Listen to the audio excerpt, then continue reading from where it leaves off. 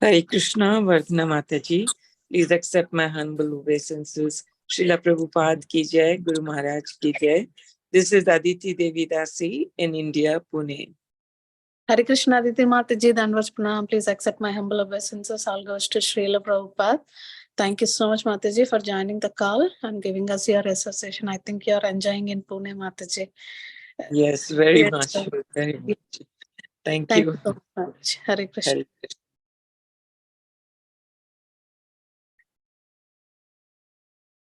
Hare Krishna, Vardhana Mataji, Dandavat Pranam. All glories to Srila Prabhupada. This is Vinita Gandharvika Devidasi from College Station, Texas. Hare Krishna, Vinita Gandharvika Mataji, Danvas Pranam. Please accept my humble obeisances. All goes to Srila Prabhupada. Thank you so much, Mataji, for joining the call. Hare Krishna. Hare Krishna, Hare all goes to Srila Prabhupada and Guru Maharajis. My humble obeisances to you and all the devotees. This is Krishna Kumari Dasi from Nagpur. Hare Krishna, Krishna Kumari Mataji, Danvas Pranam. Please accept my humble obeisances. All goes to Srila Prabhupada. Thank you so much, Mataji, for joining the call. Hare Krishna.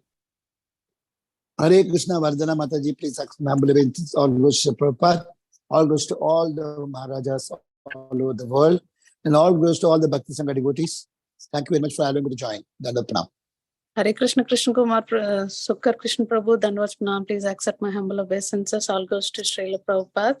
Thank you so much, Prabhuji, for joining the call and giving us your valuable association every day and make us enthusiasm, Prabhuji. Thank you so much, Prabhu. Hare Krishna. Hare Krishna, Vardhana Mataji, Dandavat Pranam, Srila Prabhupada ki jai, Guru Maharaj ki jai. This is Shama Gauri Devdasi from Chennai. Hare Krishna, Sham Gauri Mataji, Danvas Pranam. Please accept my humble obeisances. All goes to Srila Prabhupada. Thank you so much, Mataji, for joining the call. Hare Krishna. Hare Krishna, Vardhana Mataji, please accept my humble obeisances. Srila Prabhupada. This is Preeti Vilasni Devidasi from Atlanta. Hare Krishna, Preeti Vilasni Mataji, Danvas Pranam. Please accept my humble obeisances. All goes to Srila Prabhupada. Thank you so much, Mataji, for joining the call. Hare Krishna. Hare Krishna, Hare Krishna, Vardhana Mataji. This is Kamaliki Dasi from Baltimore.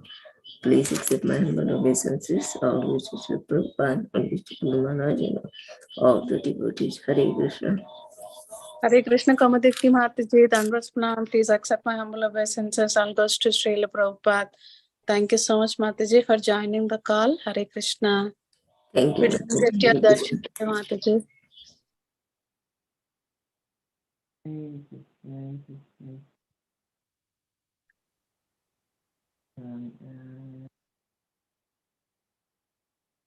Is anybody else would like to introduce themselves?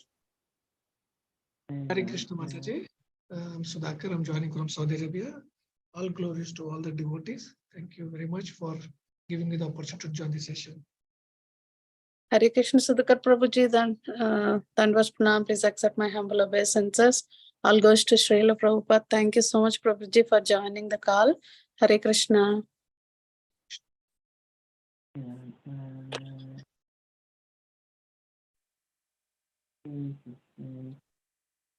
Mataji, Prabhuji is on the call. Can we start, Mataji? Yeah.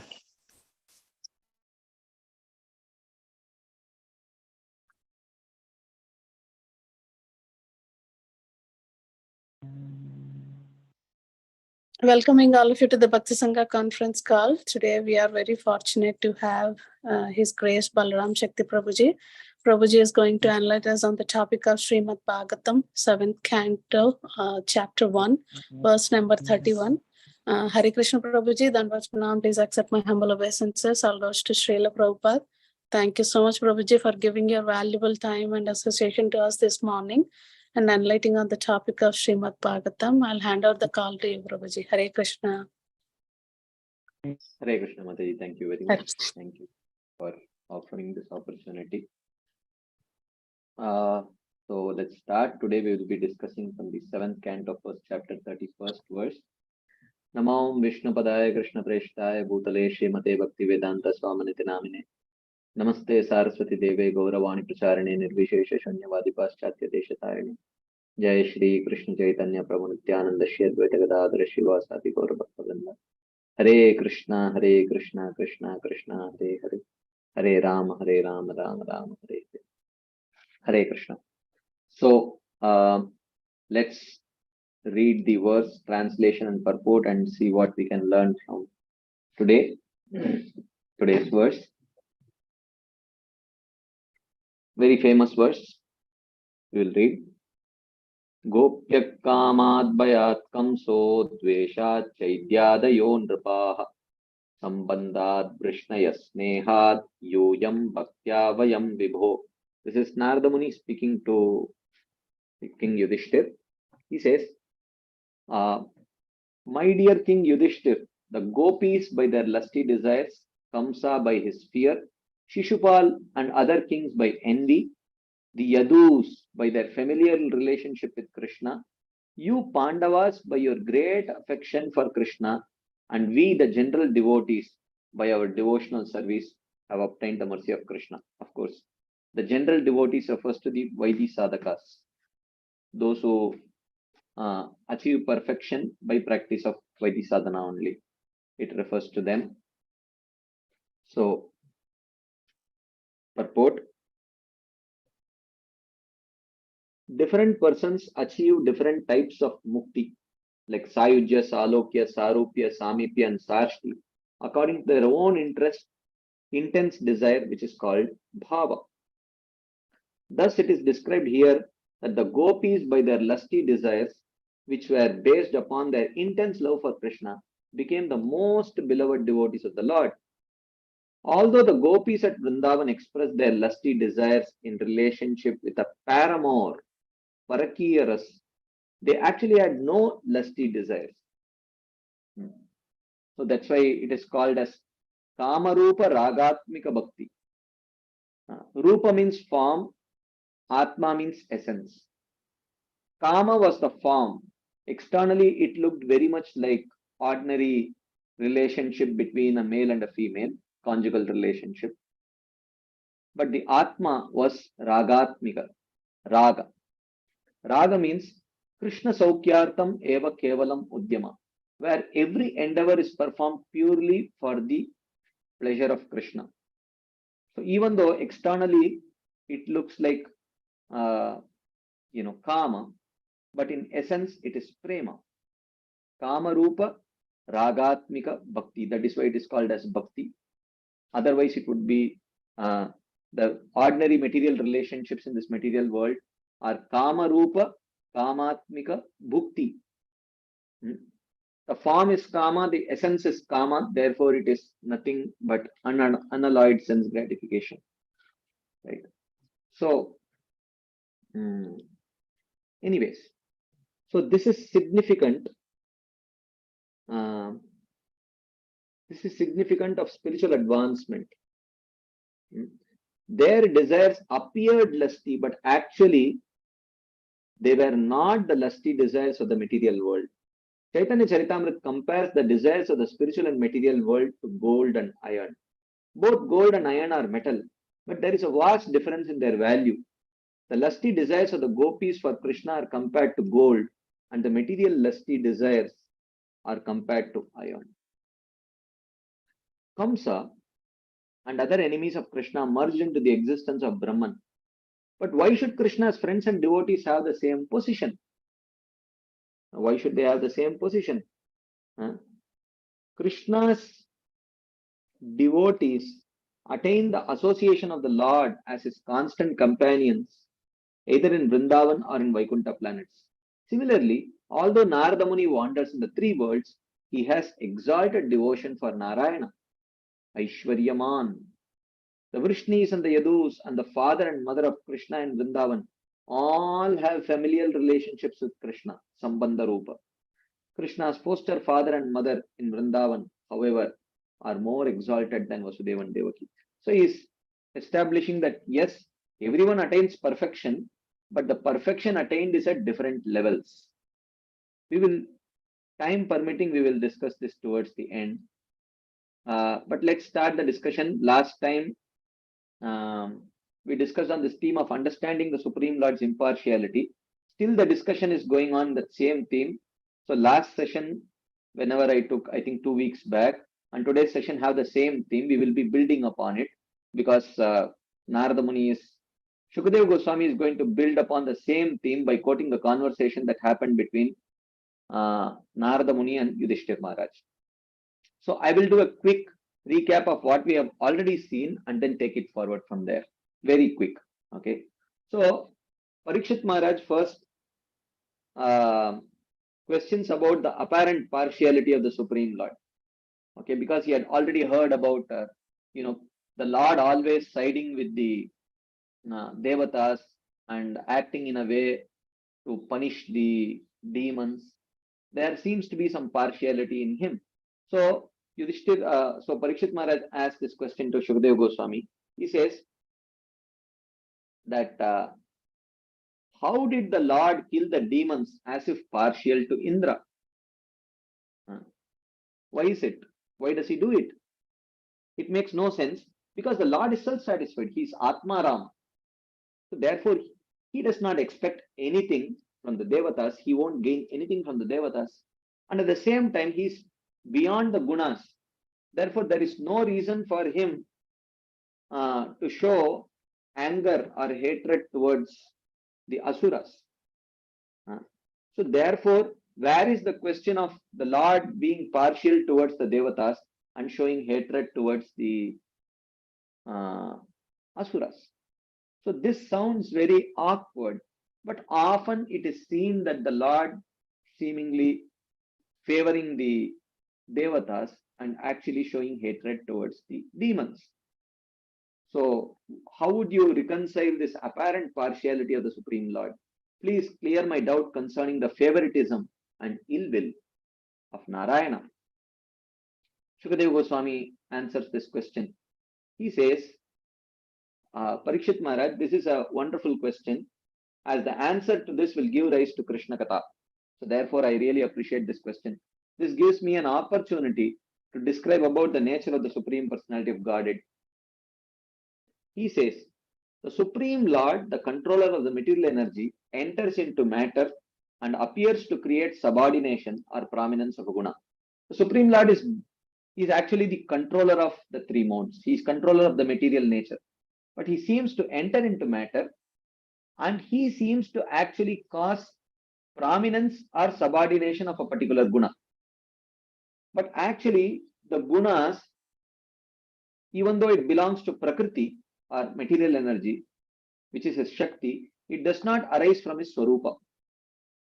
The gunas do not belong to the Swarupa of Krishna. Therefore, they do not influence the Supreme Lord. Whatever belongs to his Swarupa influences him. So these gunas do not influence him. So when the Lord is favoring someone or showing apparent ill will towards someone, certainly it is not due to the influence of the three gunas, like often it is seen in the case of ordinary living entities. These gunas do not increase or decrease simultaneously, but it is sequential. Okay, so he gives an example. He says that sometimes when sattva becomes prominent, the Lord favors the devatas. When it is time for the sattva guna to become prominent, the Lord favors the devatas and the sages. Okay, and sometimes when rajas becomes prominent, he favors the demons, and when tamas becomes prominent, he favors the yakshas and rakshasas. Okay, so the Lord acts according to the dictates of time. So there is some time when it is that time is supposed to favor the devatas, or when it is time for sattva to be prominent, he favors the devatas and the sages, and so on. So therefore, he acts according to the dictates of the time. So the inequality of the Lord seen everywhere is based on the inequality of the gunas, because sometimes sattva is prominent, sometimes rajas is prominent, sometimes tamas is prominent. So whenever sattva is prominent, he seems to be favoring the devatas. So therefore, the inequality seen in the Lord is actually based on the inequality of the gunas. He is just acting according to the gunas. And because diminution and increase do not occur for the same guna at the same time. Sometimes sattva is prominent and rajas and tamas are not prominent. So increase and decrease of particular gunas do not happen at the same time. They happen at different times. So therefore, he seems to be favoring someone at some time and someone else at a different time. But the Lord exists equally. The Lord exists equally as Paramatma in everything. So when sattva is prominent, but when sattva is prominent, because the nature of the sattva is clarity, one can see clearly. So therefore, when sattva is prominent, the Lord favoring the devatas is very clearly seen. Okay, he is clearly seen to be supporting the devatas. But when rajas and tamas is prominent, because their nature is it clouds the reality. So therefore, even though the Supreme Lord is favoring the Rakshasas and Asuras, but that is not so clearly seen. That's the Lord's support of the Asuras and Rakshasas is not so explicitly seen because that is the nature of the modes. But intelligent people clearly see the Lord supporting them, supporting the Asuras and Rakshasas. How do they see it? Because he sees that at some point of time, actually these Asuras and Rakshasas become more powerful than the Devatas. They defeat the Devatas, and by seeing such symptoms, intelligent people see, yes, at this point of time, the Supreme Lord is favoring the Asuras and Devatas. So by such symptoms, intelligent people can see. So, so the Lord, according to his free will, he manifests various gunas for different purposes. Sattva for maintenance, rajas for creation, tamas for destruction. For various purposes, he creates the gunas. Thus, one should not think that he is dependent on the gunas. The Lord is not dependent on the gunas. So, even though the Lord desires to create, maintain, and destroy at specific times, he is not controlled by time. Rather, it is he who creates time. So, of course, initially it looked like the Lord was partial. That was clarified, and it mentioned, no, the Lord is not partial, it is because of the gunas. Then it looked like, oh, looks like the Lord is controlled by the gunas. So then it was clarified, no, the Lord is not controlled by the gunas, the Lord is the controller of the gunas. It's just that at particular times, particular guna is prominent, so the Lord supports such personalities. So then it looked like, oh, the Lord is now subservient to time then. So Narada says that no, he is not subservient to time. Rather, he is the controller of time and he is the creator of time. So therefore, one should not think that the Lord, the Lord decides that, okay, at this time, sattva can be prominent and at this time, rajas can be prominent like that. So the Lord is always independent. The Lord is neither controlled by the influence of the gunas, like in the form of hatred, partiality, etc. Nor is he influenced by material energy, nor is he subservient to time. So therefore, there is no question of the Lord's impartiality. Okay. So, but still, there is no question of the Lord being partial. But this has not been completely answered yet by Shukadeva Goswami. So Shukadeva Goswami says, so the Shukadeva Goswami has only mentioned that the Lord is not partial. But why is the Lord acting in particular ways? There is not a very clear explanation yet given by Shukadeva Goswami to Parikshit Maharaj. So he says that, let me quote a story, a conversation that happened between Yudhishthir Maharaj and Narada Muni to establish the impartial nature of the Lord. So he says, actually, the scene was after the Rajasuya Yajna. After the Rajasuya Yajna, actually he was killed. Shishupal was killed. So as soon as Shishupal was killed by Krishna, everyone saw that Shishupal's soul merged into the body of Krishna. And this completely confused Yudhishthir Maharaj. Seeing Shishupal merge into Krishna at the Rajasuya sacrifice, wonderstruck Yudhishthir Maharaj asked the following question to Narada. So just like you are asking me about the partiality, apparent partiality of the Supreme Lord, similarly, he also asked, Yudhishthir Maharaj asked the same question about, is the Lord partial? Okay. So let's see what Yudhishthir says. Shri Yudhishthir Uvacha Aho Atyadbhutam Hetat Durlabhaikantinamapi Vasudeve Pare Tattve Praptis Chaidyasya Vidvishaha. Aho Ati Adbhutam. It is so astonishing. Chaidyasya Vidvishaha. The king of Chedi, Shishupal, Vidvishaha, who was such an envious person. Praptihi, he attained Vasudeve Pare Tattve. He attained Vasudev. It is so astonishing. Etad Durlabha. Ekantinamapi. Etad Ekantinamapi Durlabha. This attainment of Sayujya or merging into the Supreme Lord is very, very difficult even for people who are completely detached from this material world. This is not so easy. And I am so surprised that Shishupal attained it. Etad veditum ichchamaha sarva eva vayam mune bhagavan nindaya veno dvijais tamasi patitaha.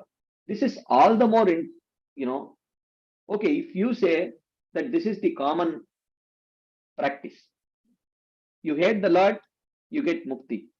If this is the rule, I accept it. No problem, because the Lord is independent. He can make any rule he wants. So if you say you hate the Lord, you attain moksha. If that is the rule, I am willing to accept.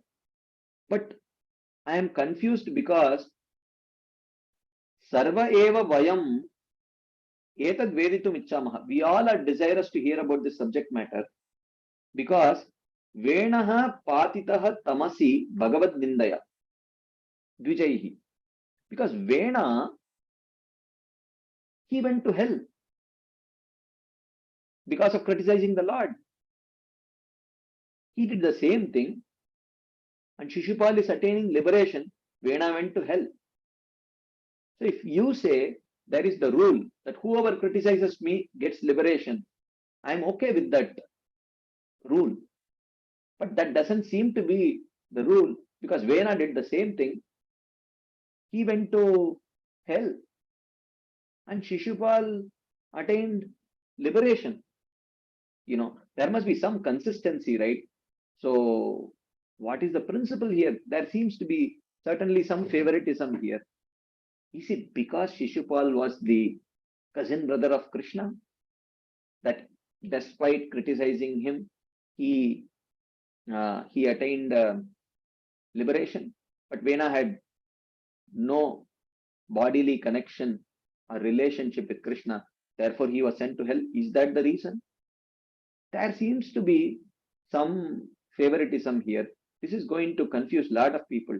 We all wish to hear about this subject matter. Can you please explain, O Narada Muni? So he continues. Dama Gosha Sutta Papa Arabhya Kalabhashanat Samprati Amarshi Govinde Dantavakrascha Durmatihi. Arabhya, right from his childhood, Kalabhashanat, when he could not even speak properly, Samprati, up until now when he died, Damagosha Sutta Papa. This Damagosha Sutta, the son of Damagosh, Shishupal, has always been evil. Govinde Amarshi, always envious of Govinda. Dantavakrastha Jurmati. And this Dantavakra was also similar. He also continued with the same habits. Shapator Asakrit Vishnum Yad Brahma Paramavyayam Shvitro Najato Jikvayam Nandam Vivishatuστamaha. Shapatoho Asakrit. Asakrit means continuously. These two of them used to continuously criticize Krishna, blaspheme Krishna. And who is this Krishna? Avyayam Brahma Param. He is not an ordinary person. He is the indestructible Supreme Brahman, Yad Vishnum, who was called Krishna. So, actually, for continuously criticizing the Supreme Lord, one would have expected Jihvayam Nashvitro Jataha. One would have expected that maybe their tongues should have been consumed by leprosy. But that did not happen. Andam Tamaha Vibhishatuhu. And one would have expected that these two would actually go to hell. That also did not happen. What is happening here? What kind of rule is being followed in this world? Why would this inspire anyone to worship Krishna? Katam tasmin bhagavati duravagrahya damani pashyatam sarvalokanam layam iyaturanjasa. Katam tasmin, how was it possible for Shishupal and Dantavakra? Pashyatam sarvalokanam. Look, what I am stating is not my opinion that they attained liberation. Everyone was watching. While everyone was watching, the soul of Shishupal merged in the body of Krishna. Everyone watched it. So, how was it possible for Shishupal and Dantavakra in the presence of all persons? Anjasa, easily, they didn't perform any yoga, nothing. They just criticized Krishna. Bhagavati layamya iyatuhu. They could enter into the body of Krishna. Duravagrahya damani, whose body is so difficult to attain. People perform all kinds of yogas for many lifetimes. Still, they don't attain the Supreme Lord. These people easily attained. What yoga did they follow? Karma yoga, Jnana yoga, Ashtanga yoga. They followed only blasphemy yoga. They were only blaspheming Krishna. How could they attain so easily? Of course, Layam iyatuhu, it is mentioned, they merged. And the word Sayujyam is used in the 14th verse. Okay. So what does it mean? So temporarily they merged into the Lord in the vision of those watching.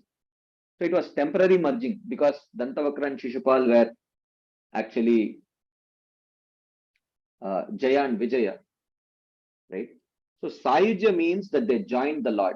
Sayujya. Okay. They joined the Lord. Here it does not refer to Sayujya Mukti. Even though from the perspective of those who are watching, it looked like they attained Sayujya. But in reality, they attained Sarupya. They went back to the abode of Vaikuntha where they resumed their services. For some time, they remained with him and then they attained Sarupya. Yudhishthir would hear of Dantavakra's liberation from Narada. Okay, this is fine. Okay. Etad brahmyati me buddhir deeparchet iva vayuna bruhyeta tadbhutatamam bhagavan yatra karanam. My intelligence is totally bewildered because of this kind of an action, which seemingly indicates that the Lord is very unreasonably disposed. People will criticize the Lord for lacking discrimination, for allowing such a thing to happen. Okay. So please tell me the most astonishing cause of this event. There must be some astonishing reason behind this. Can you please explain? So Narada Muni starts explaining. He said, Ragyas tadvacha akarnya. So this is Shukadeva Goswami mentioning. Narado Bhagavan Rishihi Tushtaha Prahatamabhashya Shrinvatyas Tatsadakataha. So after hearing this request of Maharaj Yudhishthir, Narada Muni, the most powerful sage, Tushtaha, being pleased, Tam Abhashya Praha, addressing the king, he replied, Sadaha Shrinvatyaha Tatkata. While all of the assembly members were also very attentively hearing to what Narada Muni had to say, because Yudhishthira Maharaj was just a representative. Everyone else were also completely surprised. How could this happen? How could this kind of a thing happen to Shishupal. The Narada Muni replies, Shri Narada Uvacha Nindanastava Satkara Nyakarartam Kalevaram Pradana Parayo Rajan Avivekena Kalpitam. He says, Kalevaram, this body, Nindana Stava Satkara Nyakara Artham, which is subject to criticism, Nindana, Stava, praise, Satkara, honor, Nyakara, dishonor. A body which is subject to criticism, praise, honor and dishonor, Avivekena Kalpitam, is created only due to lack of discrimination. Pradana Parayoho. Pradana is matter. Parayoho is soul. So one gets a material body which is fit to receive criticism and praise, honor and dishonor only if he does not have the discrimination between the self and not self, matter and spirit. Okay. So basically, Narada Muni wants to explain that how the Lord actually was not pained by criticism of Shishupal.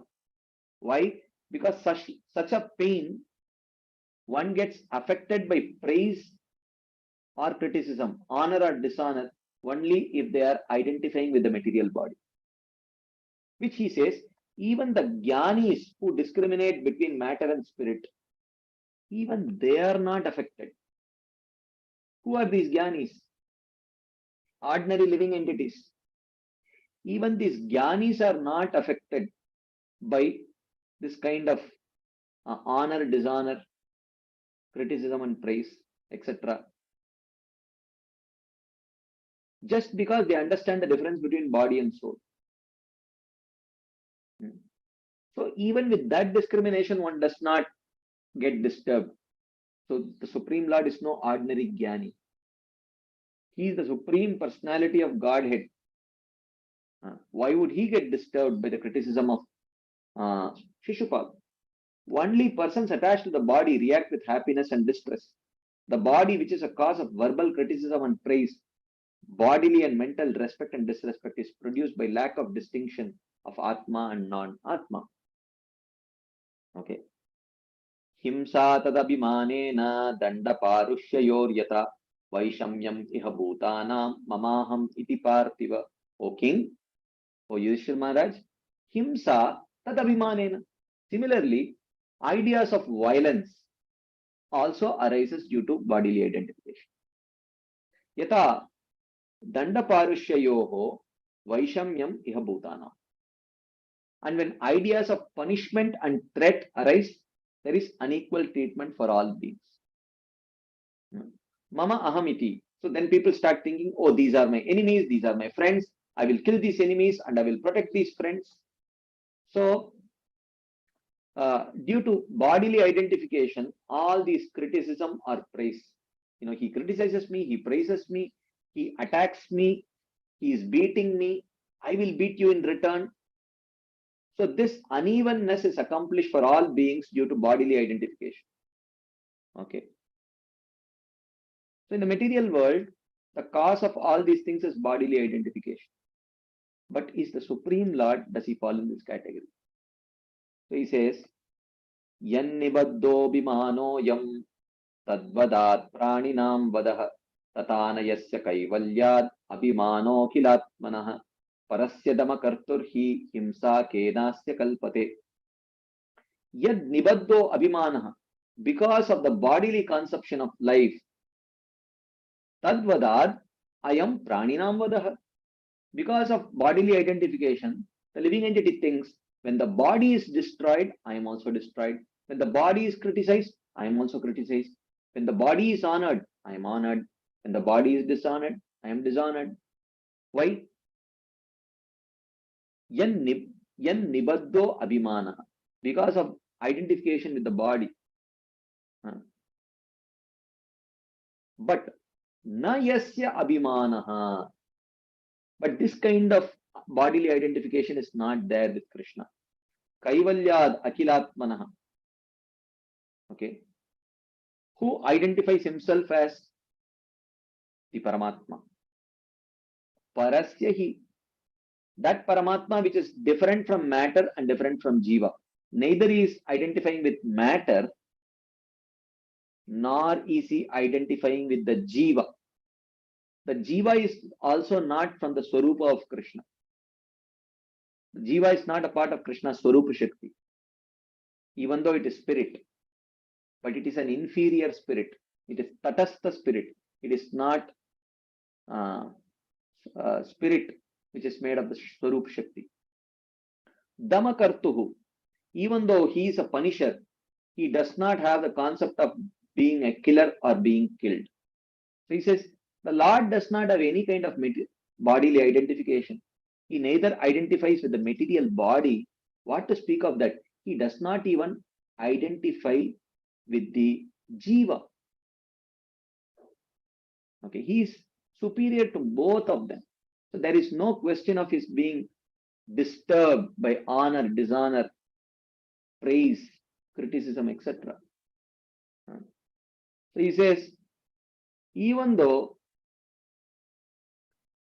an ignorant person bound in the body thinks that he has been killed when the body is killed, the Supreme Lord with no material body, identifying himself as Krishna, cannot think of violence since he has no false identity.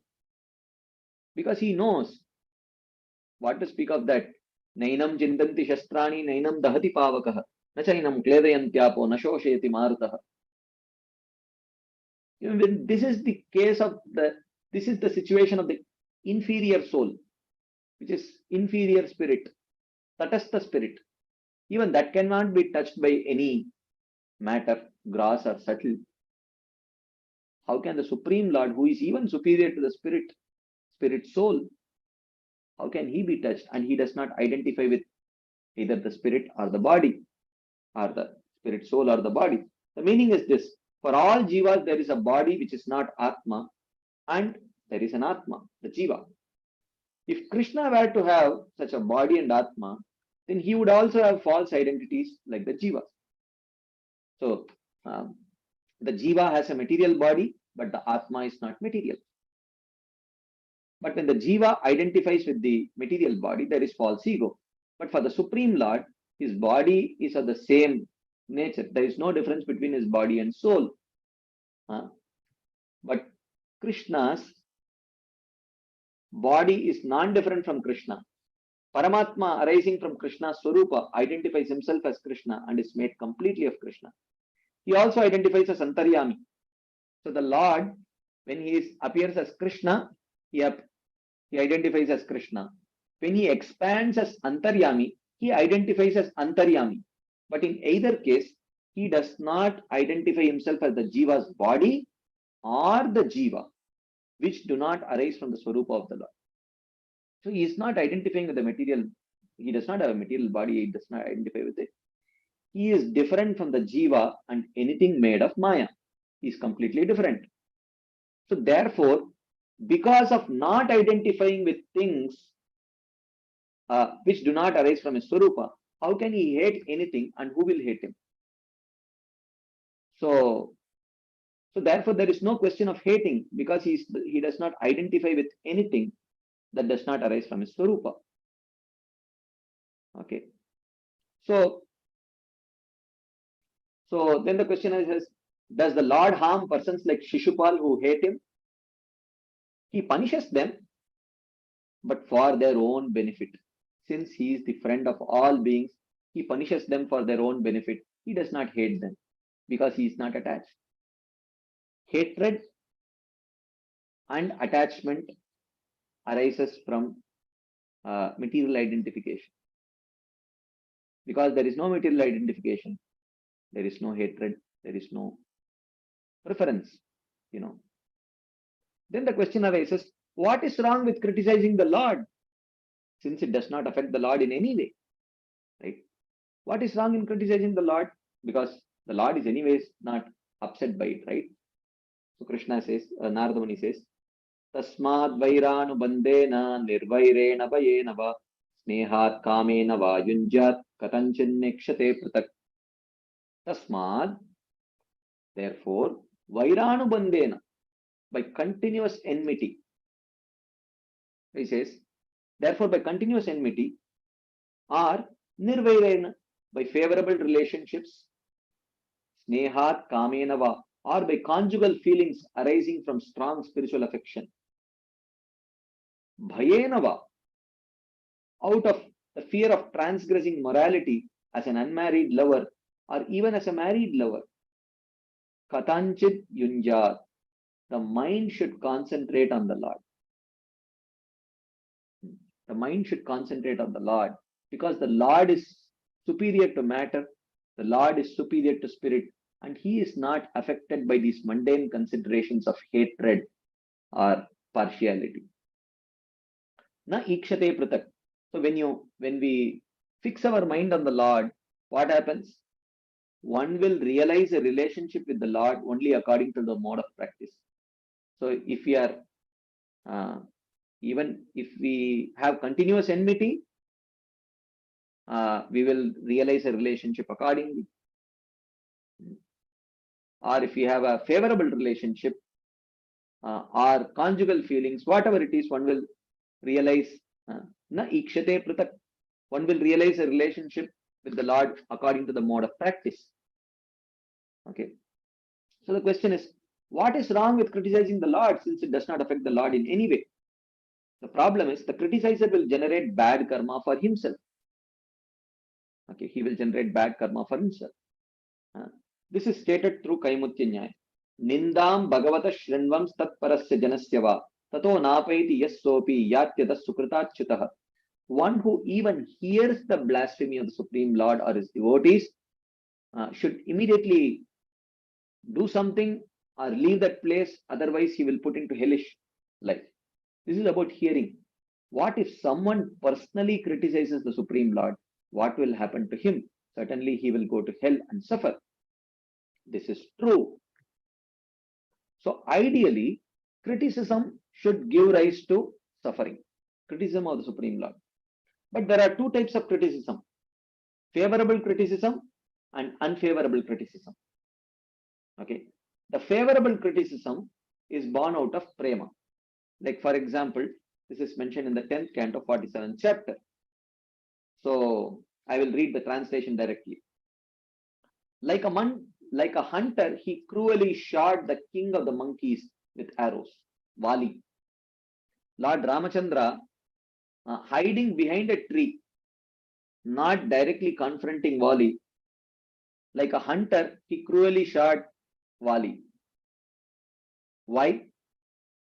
Srijitaha, because he was conquered by a woman, his wife, Sita. Okay. Sorry. And because he was conquered by a woman, Srijitaha, Striyam Akrita Virupam, he disfigured another woman who approached him with lusty desires. This was Shurpanaka. Why did Lord Ramachandra ask Lakshmana to cut the nose of Shurpanaka? Because he was Trijitaha. He was completely conquered by a woman. Balim api balim atva.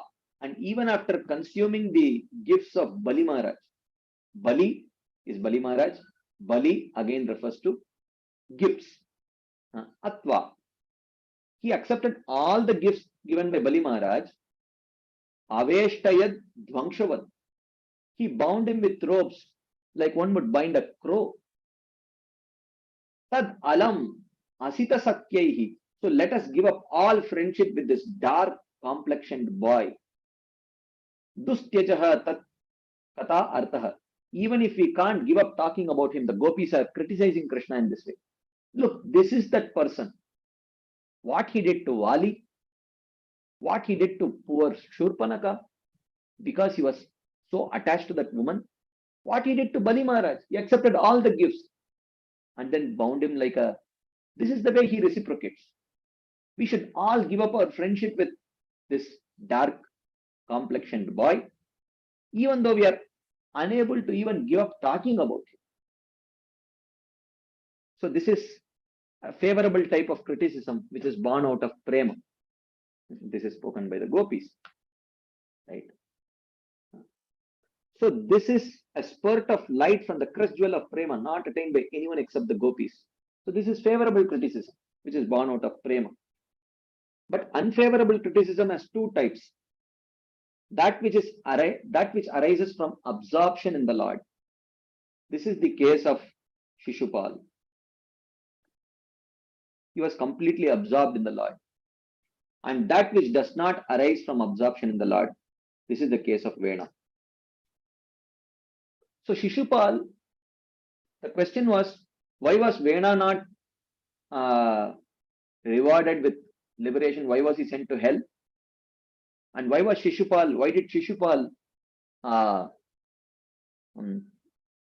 Shishupal actually attain liberation for the same mistake? Shishupal was not given liberation for criticizing Krishna. Shishupal was given liberation for being absorbed in Krishna. He was rewarded for the absorption. Vena did not have that absorption. Vena was self-absorbed. Therefore, when he criticized the Supreme Lord, he went to hell. So he says, the first type of unfavorable absorption, unfavorable criticism takes place in Shishupal. The bad karma created by his criticism was destroyed immediately by his absorption in the Lord. Okay. So absorption creates some favorableness, criticism creates unfavorableness, but because the absorption is in the form of Krishna, being so powerful, it actually dissolves that negativity which is created by criticism. So by Bhakti Yoga, he attained a neutral condition and then attained qualification for Vaidhi Bhakti. That is now described in 7 verses. Okay. So the meaning of the first statement in this verse, therefore, is since the Lord is not pained by criticism and the sins of the criticizers are destroyed by that absorption, the mind should concentrate on the Lord with absorption as an enemy. The Lord is so magnanimous that if someone is absorbed in him, he rewards. Even if that person has negative absorption in enmity or hatred or envy or fear. Okay, like that. And then he explains what is nirvairana, what is kama, and so on. We will see this little later. What is the result? The result is na ikshate pratak. One should not see the Lord differently at all, but should directly see him according to one's own emotions. Whatever emotion you have, see him accordingly. However, in the case of those who have enmity or fear towards fear, the words mean either of these persons having hatred or fear does not see him different from the Lord. Okay, so they don't see themselves different from the Lord because of that absorption in fear or hatred, because of which they attain sayujya, where they realize their non-difference from him. Okay. So, but those who have favorable absorption in love, they don't attain the exact same result. We will see this little later. Okay. But snehat kamenava yunjat, one should fix one's mind. So this instruction that you should fix one's mind is only for favorable absorption. Okay. For devotees, this is an instruction for the devotees to favorably absorb their mind in Krishna. This is not an instruction for unfavorable absorption, because bhakti is anukulyasya sankalpo pratikulyasya varjanam. The favorableness should be accepted and unfavorable things should be rejected. Okay. Anyways. So he says, his enmity certainly created absorption in the Lord. By understanding that the Lord would kill him, he heard, he saw, and he respected the Lord, just as a person understanding that a tiger or a snake will kill him becomes absorbed in that animal with fear and not in any other object. Therefore, some persons explain the verse as follows. Of course, this is not the explanation of Srila Vishwanath Chakravarti Thakur. We will not take this. Of course, it's a long purport I wish to take, but we don't have time. Anyways, so the point is, Shishupal was rewarded for his absorption and not for his enmity. So then he says, Yata vairanu bandena martyastanmayatamiyat natata bhakti yogena itime nishchitamatihi. Narada Muni says, you know what? Actually, this Shishupal is better than me. Better than Vaidi Bhaktas like myself. He says, Martyaha na tata iyat. Actually, people cannot achieve tanmayatam, such intense absorption in Krishna, bhakti yogena, by ordinary Vaidi sadhana bhakti, like what I am practicing. One cannot attain this level of absorption, yata vairanu bandena, as one can through enmity towards him. Because enmity is a spontaneous emotion, even though it is negative. But Vaidi is driven through instructions. Okay. Of course, eventually that Vaidi, when it matures into Bhava and Prema, it becomes very strong. But for some, out of his own humility, he is giving some credit to Shishupal.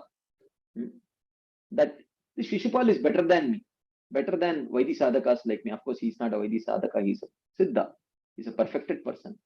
But he says that he is better than me because this kind of absorption that he has, I don't have. He says, in part, there is immeasurable. This is what he says. There is immeasurable glory given to the great criticizer because of absorbing his mind through enmity.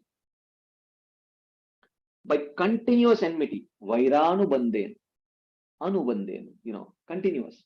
A person who knows that the Lord will kill him and no other person achieves complete absorption in the Lord and nothing else, just as a lusty man always thinks of a woman.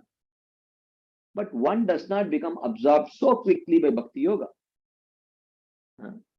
Bhakti Yoga means ordinary sadhana bhakti. It is so slow. But the point is, if an envious mind is greater than bhakti in causing absorption in the Lord, what can be said of Bhakti Yoga, which has absorption of mind in the Lord? So this is just kaimutya. If unfavorable absorption can be so productive, but this sadhana bhakti will mature into bhava and prema bhakti, which will give a personal relationship with Krishna. But out of his humility, he is telling the purpose of this whole episode is to establish the power of absorption. Even if negative has so much glories, then how much more glorious would it be if one has favorable absorption towards Krishna? Otherwise, as Parikshit Maharaj said, ideally Shishupal's tongue should have been consumed by leprosy and he should have gone to hell like Vena. But absorption saved him. What if he had favorable absorption? He would have achieved much more than that, like that. So he says, assuming that Shishupal and others will have hellish end through their inimical attitude, even though their inimical attitude is criticized on the path of bhava, it is praised more than the purifying power of bhakti in one aspect, its power to produce quick absorption in the Lord. Okay, then how much more glorious are Vasudeva, Nanda Maharaj and others who have favorable attraction towards the Supreme Lord, like that. And then he gives an example. Kitaha peshaskrita ruddhaha kudyayam tamanusmaran samramba bhaya yogena vindate tatsvarupatam evam krishne bhagavati maya manuja ishvare vairena puta papmanas tamapur anuchintaya. He gives the example. A worm, when confined in a hole in a wall by a bee, or a wasp. Okay, when a wasp picks up a worm, puts it in a hole and covers it. And the worm is always thinking of the wasp or the bee. Samramba bhaya yogena, in fear and enmity. And later, because of leaving its body in that way, it attains the position of a bee or a wasp. Evam, in the same way, Vairena, if the conditioned souls also similarly out of enmity and fear also, fear only. The worm also has unfavorable emotion of fear and enmity towards the bee. And when it dies in that mood, it attains a form similar to the bee in the next life. Similarly, the conditioned souls also, if they have such absorption of enmity or fear, anuchintaya, if they continuously think of Krishna, Krishne anuchintaya, who is Maya Manuja Ishware, who is merciful even to the sinful people, Puta Papmanaha, by that absorption, the sin of hating Krishna is destroyed. Tam Bhagavati Apuhu, then they attain Krishna. Then they attain Krishna, which means at least as the Brahma Jyoti, they attain the Brahma Jyoti. Okay. So then he says, Kama Dveshad Bhayat Snehad Yata Bhaktyeshware Manaha Aveshyatadagam Hitva Bhavastadgatim Gataha. He says that just as by Vaidhi Bhakti, Yata Bhaktya Bhavaha Tadgatim Gataha, just as by practice of Vaidhi Bhakti, one attains one's spiritual goals, many persons, Tadgatim Gataha, have attained suitable forms, Manaha Ishware Aveshya, after absorbing their minds in the Lord. By Kamad, Dveshad, Bhayad, Snehad, by all these various favorable and unfavorable emotions, people have absorbed their mind in Krishna. And by that power of absorption, they have destroyed the sin of hating the Supreme Lord. Tad Gatim Gataha, and they have attained favorable destinations. So there is many proofs for this. Just as Krishna says in Bhagavad Gita, he gives proofs. Vitaraga Bhayakroda Manmaya Mam Upashrita Bahavo Jnana Tapasa Puta Madbhava Magata. Oh Krishna, because in the previous verse he said, Janma Karma Chame Divyam Evam Yo Vetti Tattvataha Tyaktva Deham Punarjanmanaiti Mameti. So Arjuna. Oh Arjuna, many, if one understands the transcendental nature of my birth and activities, they will not have to take birth again, they will attain me. What is the proof? He says, Vitaraga Bhayakroda Manmayama Upashrita Bahavo Jnana Tapasa Puta Madbhava Magata. There are so many examples. Bahavo Jnana Tapasa Puta, by being purified by this austerity of knowledge, of understanding the transcendental nature of my birth and activities. Many people have been purified and they have attained me. That is very, and here Narada Muni is also giving. Bahavastad Gatim Gataha. There are many persons who have attained Krishna through absorption in him by this absorption yoga. Even though some of them may have had negative absorption, but nevertheless, because their object of absorption was Krishna, they attained favorable destinations. Okay. So then coming to today's verse, Gopya Kamad Bhayat Kamso Dveshat Chaidyadayo Nripa Sambandhat Vrishnayah Snehad Yoyam Bhaktya Vayam Vibho. Oh my dear Yudhishthir Maharaj, Gopya Kamad, examples. The gopis by their conjugal desires. He gives examples here, specific examples. Gopya Kamad Bhayat Kamso, Kamsa by fear. Dveshat Chaidyadayo Nripa, Shishupal and the other envious kings through hatred.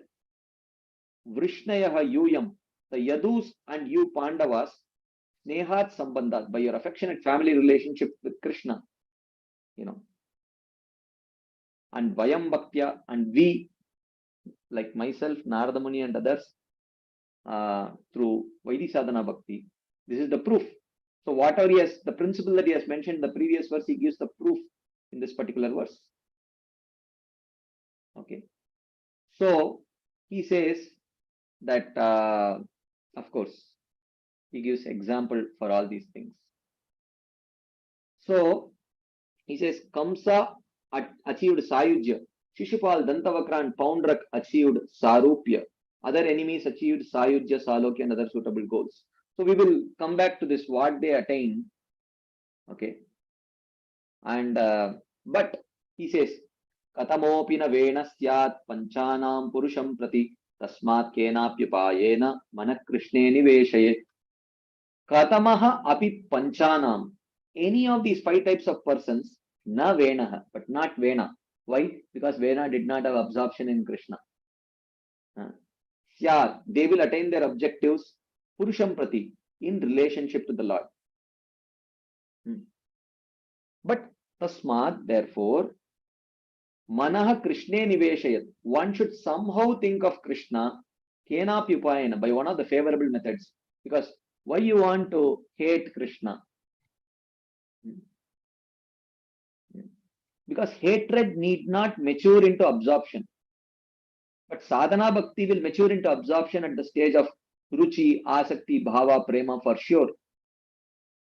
Okay, this is one reason. And of course, hatred, even when it reaches the stage of absorption, can give you only Saija Mukti and not the higher forms of liberation. Okay. So, anyways, now let's come to this last one part. Give me just 2 minutes. I will just, because Krishna says that everyone will attain perfection. Then the question is, how can the gopis and the vrishnis attain the same destination as Kamsa and Shishupal? This question arises. In Bhakti Rasamrita Sindhu, Srila Rupa Goswami says, Yad arinam priyanam cha prapyam ekam ivoditam tad brahma krishnayor aikyat kirana arka upama jushoho. He says, Yad arinam priyanam cha ekam prapyam iva uditam. So he is quoting the same section from the 7th canto. He says, when it is said that the enemies and the friends of the Lord attain the same end, same destination, Tad Brahma Krishnayor Aikyat, it means the same end only in the sense that Brahman and the personal form of Krishna are one entity. Kirana Arka Upama Jushoho, in the manner that the rays of the sun and the sun are one. Similarly, Brahmajyoti and Supreme Lord's abode are in one sense one, but they are not one in another sense. So, the point is, the doubt may arise how an enemy of Krishna and a friend of Krishna can achieve the same goal. Katanchid nekshate pratak. There is no difference. So this verse clears the doubt. So Bhagavad Gita says, Brahmano hi pratishta aham. I am the shelter of the impersonal Brahman. Okay, so if someone attains impersonal Brahman, in one sense, it is like attaining the Supreme Lord. So if a person becomes highly qualified, he realizes the condensed form through the appearance of the Lord as Bhagavan with form and qualities. Otherwise, the person realizes the diluted form through the appearance of the Brahman with no form and qualities. So, therefore, people with unfavorable emotions, they attain only the Brahma Jyoti, whereas devotees who approach Krishna with favorable emotions, they attain the abode of Krishna. Okay. He confirms, Srila Rupa Goswami confirms, actually those inimical to the Lord attain only Sahyajya Mukti. He says, Brahmanyevalayam yanti prayena ripavo harehe kechit prapyapi sarupya bhasam majjanti tatsuke. He says, harehe ripavaha, the enemies of the Lord, prayena, generally, Brahmani eva layam yanti. They merge only into the impersonal Brahman. They merge only into the impersonal Brahman. Kechit, some of them, sarupya abhasam prapya api, even though they attain a semblance of a form similar to the Lord's. Sarupya abhasam, they don't even attain sarupya mukti. Sarupya abhasam. Majjanti tatsuke, but they remain absorbed in the happiness of Brahman only. So among the enemies, some merge into Brahman, or many merge into Brahman. Others, such as Shrigala Vasudev or Poundrak Vasudev, they attain forms somewhat resembling that of the Lord, but remain merged in the happiness of Brahman. And even in Putana's case, Dhatri Uchitam, it is mentioned that she attained just the form of a nurse. She did not, so Dhatri means, does not mean mother. Dhatri means nurse. Okay. And the Acharyas explain, she attained the form of a nurse, not the form of a mother. And even then, she attained only the form of a nurse. She did not get the service of nursing Krishna. But she was there in one of those, this is called as Aishwarya Goloka, where she got to have the form of a nurse, but she was experiencing nothing close to prema, something much inferior to that. Okay. She just had the form, just like Poundrak Vasudev had 400 form, but that is not Sarupya Mukti. It is called as Sarupya Abhas, where even though he was in Vaikunta with 400 form, he was experiencing the bliss of Brahman only. Majjanti hi tatsuke, like that, and so on. But his dear devotees attain his lotus feet, that we have already seen. Ragabandena kenapi tam bhajanto vrajantyami angri padma sudha prema rupas tasya priyajana. Those persons most devoted to the Lord, who are the very form of prema and who worship him with intense spontaneous absorption, attain the nectar of his lotus feet. They don't attain Sahajya Mukti. Hare Krishna. We will pause here. I have already gone over time. If there are any quick discussion points, comments, questions, we will take right now. There are some questions in the chat box, but okay. Just give me 1 second. Okay. Externally, we can't see the absorption aspect. How was Shishupal absorbed and Vena not absorbed, as both were criticizing? This is the question. So, how do we know externally? We can't know externally because these are scriptural characters. So, nothing is supposed to be known through Pratyaksha Praman, especially when we are talking about scriptural characters. So, how are we supposed to know? We are supposed to know only through the words of the Acharyas. Now, the Acharyas are telling that that Shishupal had absorption, Vena did not have absorption.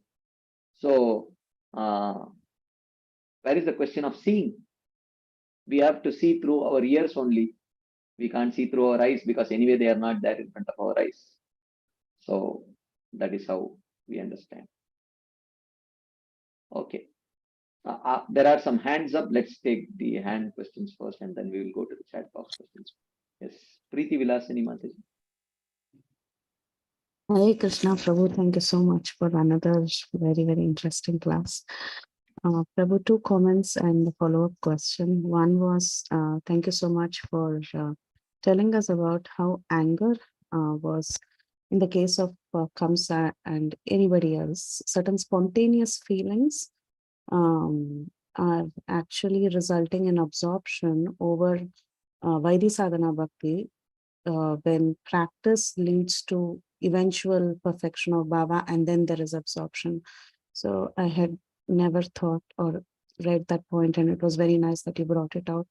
And the other thing that you brought out was about the Sarupya Abhas was also very, very interesting. Thank you for bringing up both, Prabhu. My follow-up question is regarding the spontaneous feeling of anger.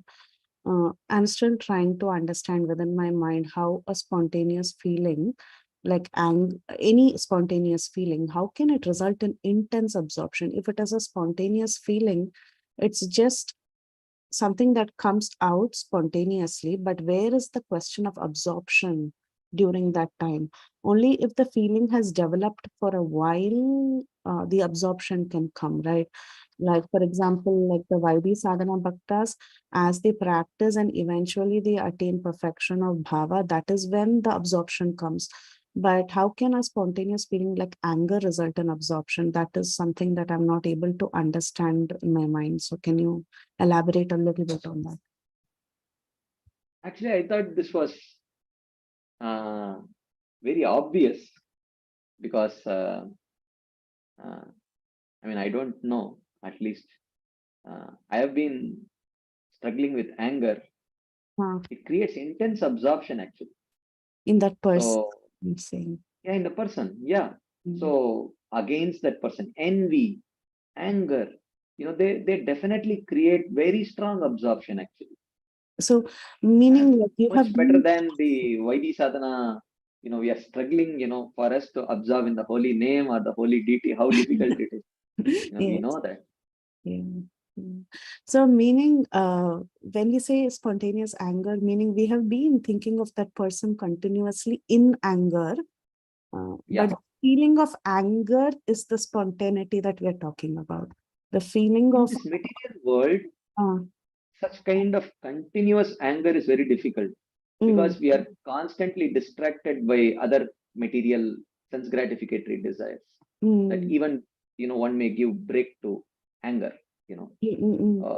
But in the case of Shishupal, the situation was very different. Right from his birth, he knew that Krishna was his killer, and the fear of death was always there. And there was no mention of when Krishna would kill him. So he was constantly afraid and constantly envious. And of course, the object of anger was no ordinary person. It was Krishna. So he can generate any emotion to extraordinary proportions. So therefore, Shishupal's was a very special case. Yeah, I'm trying to understand. Yes, Prabhu, kind of makes sense. Thank you so much. This was a very nice, very interesting class. Thank you. Thank you for bringing out these points about Sarupya Abhas. Yeah, so many things make The sense. Rupa Goswami mentions it in the Bhakti Rasamrita. Very interesting, Prabhu. Very nice. Thank you. Thank you again. Hare Krishna. Hare Krishna. Prahladananda Prabhu. Dhanavad Pranam Prabhuji. I learned little different things from today's lecture was the superior nature of Bhagavan Sri Krishna and inferior spiritual nature about the Jiva. I thought both of them were Satchidananda.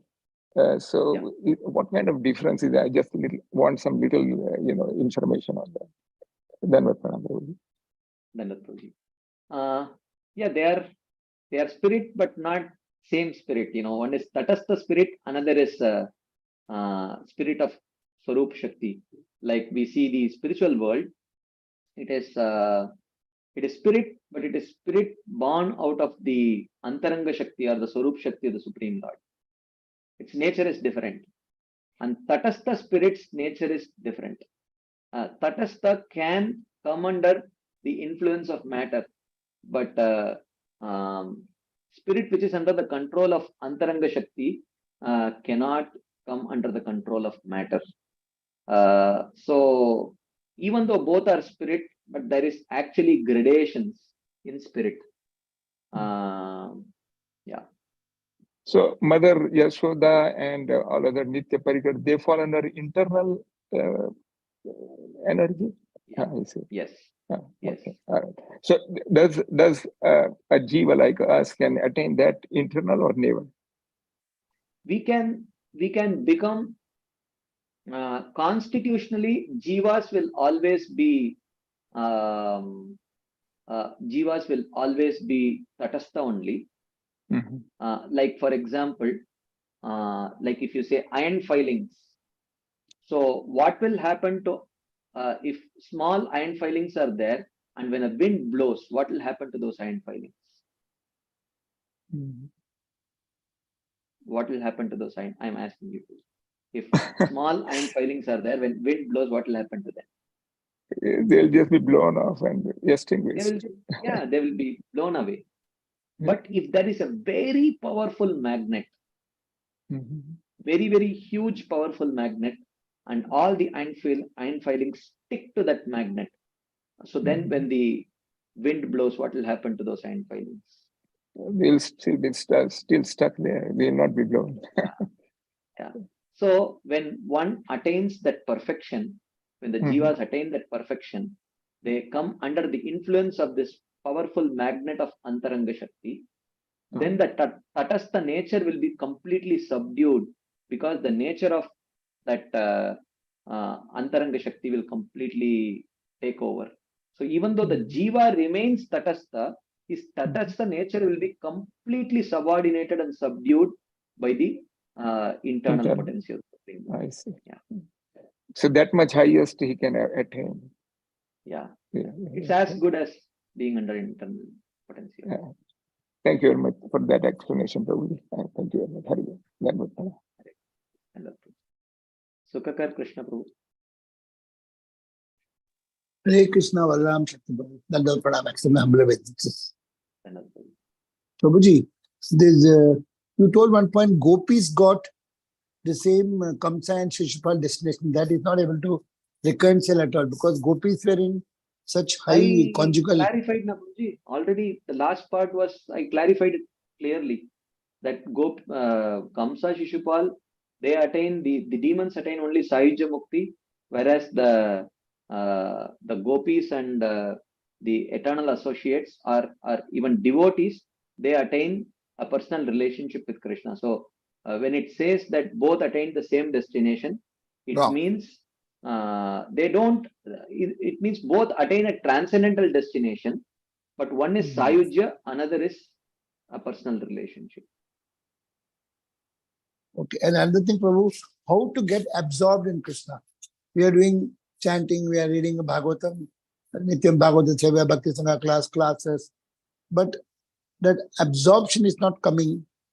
The taste of chanting is not increasing, and but hearing Bhagavatam, it's tasty, but the taste in the chanting is not coming. Yeah, it gradually comes only to the extent of Anarthana Vritti. Kintvadarad Anudinam Kalusaiva Jushta Swadvi Kramat Bhavati. So with respectful, which means free from offenses, Anudinam, every day with regularity and regulation, when we engage in the same activity, Swadvi Kramat Bhavati, gradually over a period of time, it becomes tasteful. And for that, good association like what we have in Bhakti Sangha is very, very critical. Like that. Thank you, Prabhu. Hare Krishna. Hare Krishna. Shiva Kumar Prabhu. Hare Krishna, Prabhu. Prabhu. Prabhu. The on the Shlokam 25, I think, Prabhu, because the Lord has no material conception, he is neither affected by prayers nor affected by blasphemy, Prabhu. So, taking that point, jivas who have bodily conception of life, is it practical to go above the dualities of this world, Prabhu? Is the question. Because throughout Bhagavad Gita, the Lord kind of instructs to go about the dualities of the world. Is that even practically possible, given that we have bodily conception of life? Difficult. Actually, bodily conception and not having bodily conception are not just black and white. There are many shades of gray in between. To the extent that we get over, to that extent, we will overcome the dualities. So, so practical realization of one's one not being the body, that may come late, but at least theoretical understanding comes, and then it gets strengthened more and more and more and more. To the extent it gets strengthened, to that extent one will not be affected by the dualities. Bhakti pareshanu bhavo viraktir anyatra cheshatra kayeka kala. Like that, gradually. Thank you. Hare Krishna. Hare Krishna. Radha Damodar Prabhu. Hare Krishna. Pranam. Prabhuji, those who blaspheme the devotees for Krishna, that is categorized as aparat. And they are also fully absorbed in the thoughts of the other person, whom they are criticizing. So will it come into any of these categories? Because it doesn't seem to come to that Veena category here. That's why I'm a bit confused. So if someone is blaspheming the devotees with great absorption, will it lead to Sahyajya Mukti like that? Right. Well, it is a very highly theoretical proposition. one cannot have that kind of an absorption, because devotees, even though yasyasti bhaktir bhagavatya kinchana sarvair gunais tatra samasate sura, they are endowed with all good qualities, but still they cannot be as attractive as Krishna and cannot produce that kind of absorption as Krishna in such a negative mode, actually. For that matter, even actually hatred and other such things towards, when directed towards the other avatars of Krishna, that does not generate liberation. It can generate a favorable destination but not liberation, because those other forms are not as absorption creating as Krishna. So therefore, it is always risky. Thank you. Hare Krishna.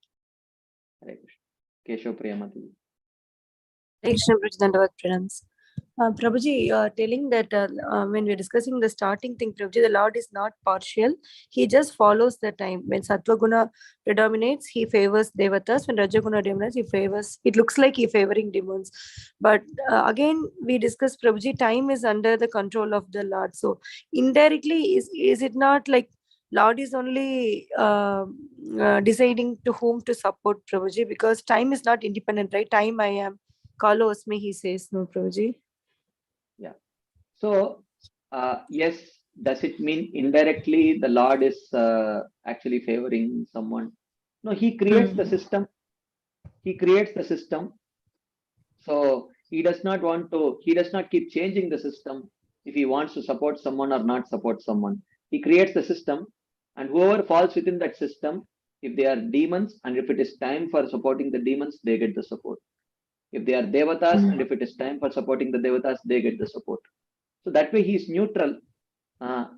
He has made the system in a very neutral way, but he is the maker of the system. Is made by what, Prabhuji? That is my question. Like, is that according to the total collective karma of jivas, this particular material world, when it's created, the time is already, it is predetermined that this particular time sattva should predominate. Is it a pattern, Prabhuji? Krishna follows something like that?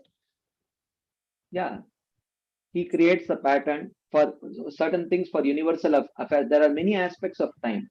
Time. In individual living entities, it agitates particular gunas at particular times, and on a universal scale also. At some time,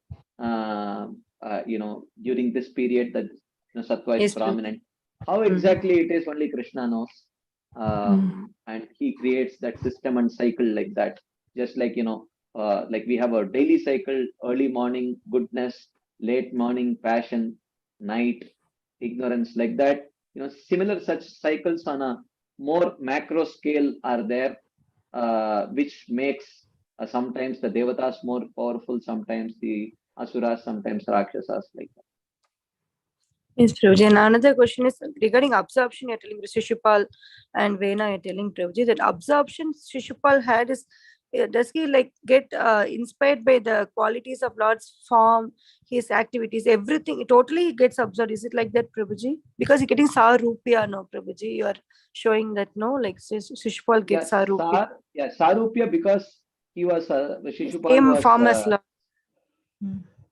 Because Shishupal was actually Jaya Vijaya, so therefore he attained Sarupya. Otherwise, for any other person with that kind of absorption, he would get only Sayujya Mukti. Sarupya means getting the form of the Lord, no, Prabhuji? It like similar form of. Yeah. So Because Shishupal is getting. They were there in Vaikunta having the same form as Supreme Lord. As Narayana only, no, Prabhuji? Like this Sarupya. Yeah. Yes. Okay, so this is all these things with Narayana form, it is not, it's not Krishna. So Shishupal is with, he had a. Shishupal's case is different. Shishupal's case is different. Shishupal's case is, if you look from a different Krishna, perspective. no, Prabhuji. So ideally, he should, forget about Shishupal. If it was not Shishupal, that demon would have got only Sayujya Mukti. But because this Shishupal was the same as Jaya Vijaya, Therefore, they Correct. resumed their Sarupya. That is the point. Okay, Prabhuji, understood. Hare Krishna. Okay. Okay, Lalitangira Dama. Hare Krishna, Prabhuji. Thank you so much for enlightening us in so many different ways, different classes. So there's a question on impartiality of the Lord. I mean, from an outsider's perspective, that he's going all out to help the devas, no matter whatever they have, done mistake after mistake. We can see in the churning of the milk ocean also. And also with respect to Pandavas, it looks like he's there for every single thing for them, whatever they have done. And so how do we, say that he is impartial when his actions like this looks or can be blamed that he's partial? Yeah, that's why he said that, look, it's not that, he said that always you see, that's what we discussed in the beginning, that you do see, because when the devatas get the help of Krishna, that is the time of goodness. And in goodness, the nature of goodness is clarity. So you can clearly see Krishna supporting the devatas. But when it is time for Rajas and Tamas to be prominent, Krishna is supporting the Asuras and Rakshasas, but that cannot be clearly seen because of the nature of the modes. There is no clarity during Rajas and Tamas. So he says, but intelligent people can see Krishna supporting the Asuras and Rakshasas because he see that there is increase in their population and they become victorious over the Devatas. From those signs, one can understand the Lord's support of Asuras and Devatas. But because when they get the support, at that time, Rajas and Tamas is very prominent. And because of Rajas and Tamas being prominent, one cannot see the Lord's active hands. And the example that he gives is just like when clouds cover the sun, one cannot see the sun. That is like Rajas and Tamas. But when the sun rays cover the sun, one can see the sun. So that is like Sattva. So Krishna actually supports the Devatas and the Asuras and the Rakshasas at appropriate times. But the time at which he supports the Asuras and Rakshasas, because it is Rajas and Tamas, which lacks clarity, therefore they cannot see. Thank you, Prabhuji. Sukakar Krishna Prabhu. Now, these terrorists, they're attacking so much Palestine and Israel. Is it that Krishna is on the mode of passion, they're supporting them and we are all following Sanatana? That Chennai, they're telling, what your Sanatanis are like Corona, we have to be taken, you kill you out and all. So is it Krishna's hand is there in all these things? That we are getting scared now, whether, we will be able to survive after a few years, it will be Islamic country. So Krishna being the ruler, he knows everything, no? Without him, even Muhammad also did not come and Jesus Christ did not come. So I am little concerned what is going to happen in the next generation after the 10,000 years of golden age is becoming so bad now itself. So how is it going to be golden age with, just I want some clarity, how to get, some people ask this question. So I say that no, Krishna will save. He said, how? Now the Indian population is totally low, less Hindus, so how will he get vote? I said, I don't know the answer, but Krishna will help. Well, thank you for asking this question, Prabhu. Actually, when our Acharyas have been there, at that time it was absolutely complete Islamic rule only. But still they have passed on the signs of bhakti to us because they were absorbed in the path of bhakti. So when Krishna says, Sakale neha mahata yogo nashta parantapa. So how does that yoga gets nashta? It gets destroyed because of people lacking absorption and getting distracted with very different things. So if we remain absorbed, then the parampara can continue and it will be golden age.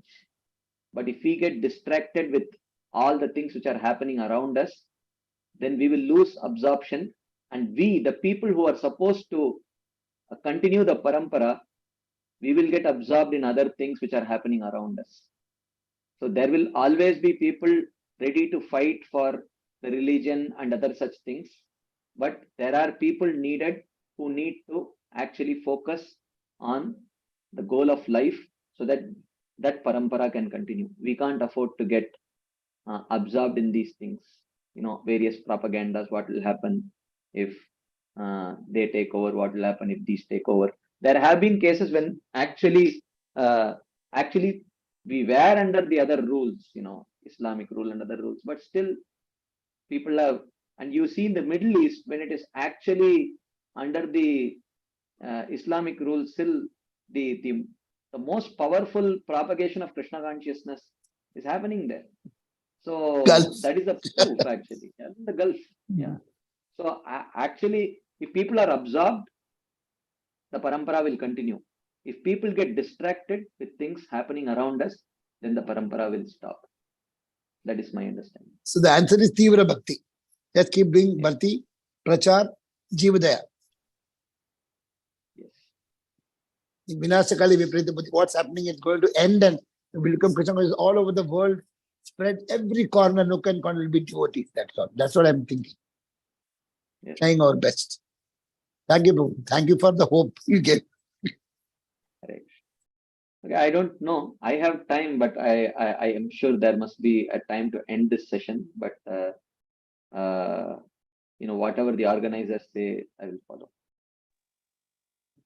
I think you can go to questions for me, Prabhu. I'm there to end the call. What Mataji? You can go ahead with the questions if you have time, Prabhu. I'm there around to end the call, so you can continue. Okay, thank you. Sudhakar Prabhu. Hare Krishna Prabhuji. Yes.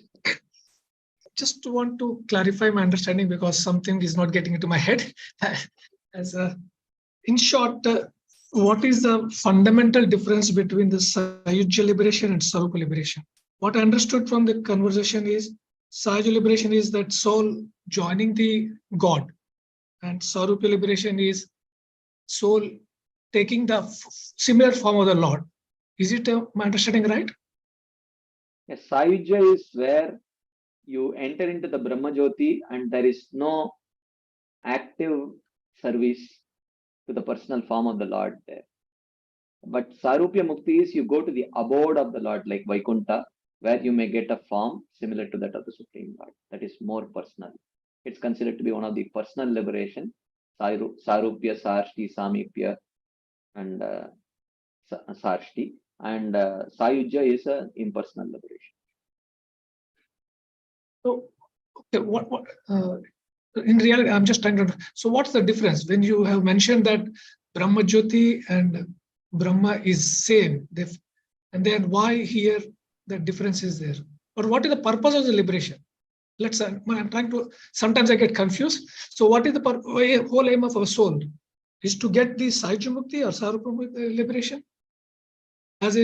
For me, I'm just trying to know. Really, till today, I don't know what is this liberation. I just want to reach Golok. So, what does this mean? It depends on if a living entity was come to this material world, is totally frustrated with his material existence, and at the same time, he is not fortunate enough to get the association of devotees and understand the glories of spiritual relationship with the Supreme Lord, then he aspires for going to a place which is completely free from material sufferings, and that place is Sayujya Mukti.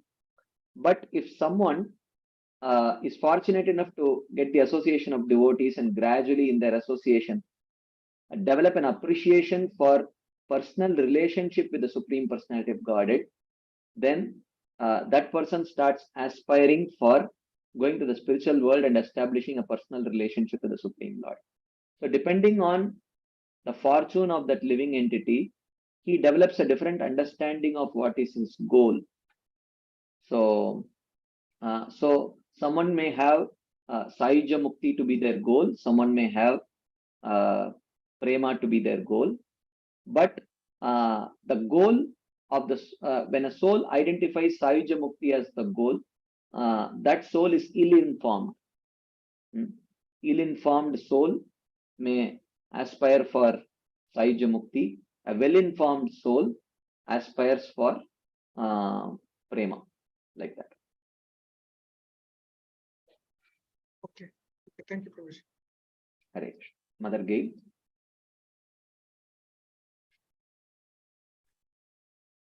Hi, Krishna Prabhu. A real rudimentary question. What's the difference between a Rakshasa or Yakshas and demons? Because they both seem. Excuse me? Asuras and Rakshasas, right? What is the difference you're asking? Yeah. Yeah. Asuras are predominantly in mode of passion, and Rakshasas are predominantly in mode of ignorance. They two are different species. The Rakshasas are generally considered to be man-eaters. Yeah, beyond that, I don't know much details. Oh, okay, because the Rakshasas, they seem asuric in nature, right? I mean, I know one is in tamas, one is in rajas, but because they both seem to be demoniac. Well, the word asura or demoniac, it may have multiple connotations. So if you are talking about Deva, Asura, Rakshasa, so then Asura specifically refers to those who are predominantly in Rajoguna. But if you are, and that could be, but if you are talking about Deva and Asura, divine and demoniac, then demoniac means anyone who is atheistic according to the scriptures is considered to be demoniac. So that could be any species. Okay, so then therefore the definition of demoniac is a bit contextual. Yeah. Asura, the definition of Asura is contextual. Yeah. Well, isn't Asura synonymous with demoniac? Well, Asura as a nature, if you take demoniac nature, that is different from the word Asura as in Deva, Asura, or the demon. Asura species and Asuric nature are slightly different. Even though there may be some overlap, but it is not exactly the same. The species Asura are those who are predominantly in mode of who are predominantly controlled by mode of passion, that is Asuras. And those are normally Asuric nature is generally those who do not accept scriptures and are atheistic, that is Asuric nature. That is not necessarily Rajoguna only, that could be any guna. But those who are considered asuras would normally be of the human species, no? They can be, not necessarily. Yeah, again, it depends upon the context in which you're using the term, right? Yeah. Okay, thank you. Hare Krishna. Okay. Some questions in the chat box. During anger, it happens too much absorption in that person, but it's all mundane. At least in that case, I wish I will have absorption in the Lord, not in anger, but in love. Yeah, true. Is there a possibility of falling down after attaining Sarupya Abhas liberation? If they want, they can come back. If they are not happy there, Krishna will not forcefully hold them. So if they want, otherwise they can stay there. Okay, there are, I think, other questions. Four questions, my God. Why all three modes are not acting simultaneously? Actually, all three modes act simultaneously in the jiva, but there is always a predominance of one mode over the other two modes. Rajas sattvam tamaschaiva, tamas sattvam rajastata, like the Krishna says. So there is always a predominance, even though there is not simultaneous predominance of all the modes. Okay, next question. In which case Lord goes against the demigods who are devotees and helps demons in tamoguna under karma. this is contradiction. Yeah, I mean, we do see sometimes in the universal reality also, sometimes the devatas are they defeat the demons. Sometimes the demons defeat the devatas. So when it is time for rajas to be prominent, the asuras defeat the devatas. So this is purely according to karma. This is not favoritism at all. Okay, next. So when a devotee crosses the anartha nivritti stage,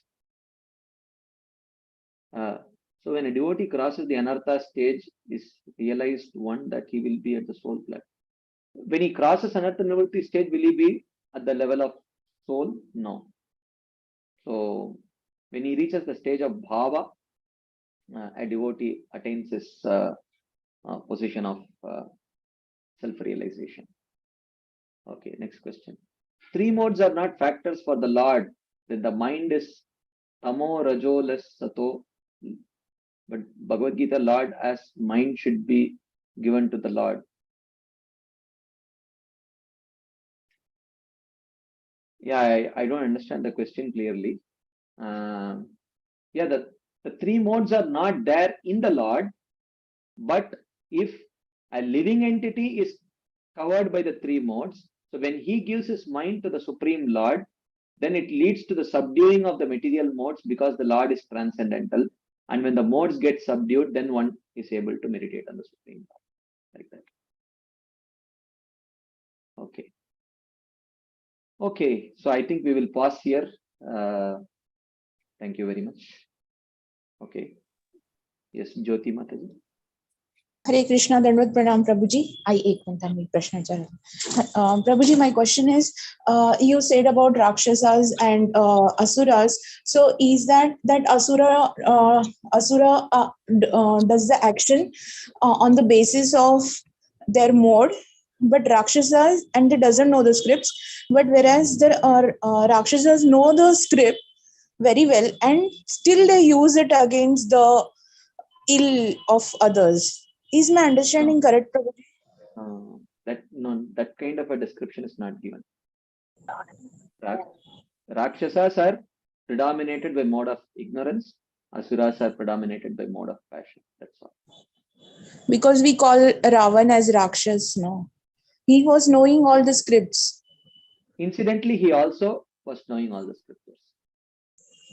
So my understanding is not that every Rakshasa is like, not every Rakshasa knows the scriptures.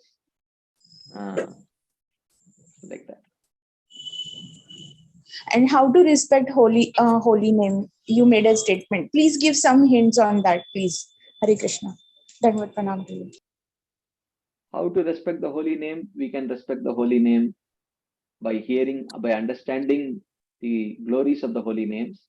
And once we are convinced by hearing the glories of the holy names, of course, just by hearing, we will not be convinced, but we should also have live examples of those who treat the holy names with utmost respect, and in their association, we will also develop respect for the holy name. And subsequently, by hearing more about the glories and the ways in which we can respect the holy name by chanting attentively, not committing the other offenses towards the holy name, that way we can properly respect the holy name. Okay, I think we will pause here. Definitely grateful to you, Prabhuji. Thank you so much. Hare Krishna. Okay, we will Hare end Krishna, here. Prabhuji. Yeah, thank you so much for your wonderful class, Prabhu. We are very grateful to you and very nice, wonderful question and answer session, Prabhu. We look forward for your association again. And thank you so much, Prabhu. Let us pay obeisances to Prabhuji and all the Vaishnavas. Vancha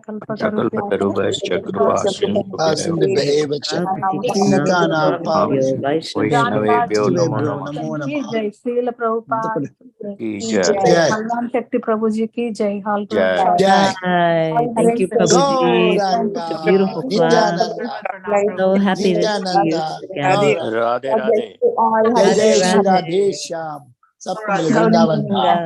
Nityananda. Thank you very much, everybody. Thank you, Prabhuji. Hare Krishna. Hare Krishna. Radhe. Hare Krishna. Hare Mataji. Hare Krishna. Radhe Radhe. Dinabandhu Prabhu. Radhe Radhe Radhe. Radhe. Jai Jai Shri Radhesha. Gauranga, Nityananda, Nityananda, Gauranga, Gauranga, Nityananda.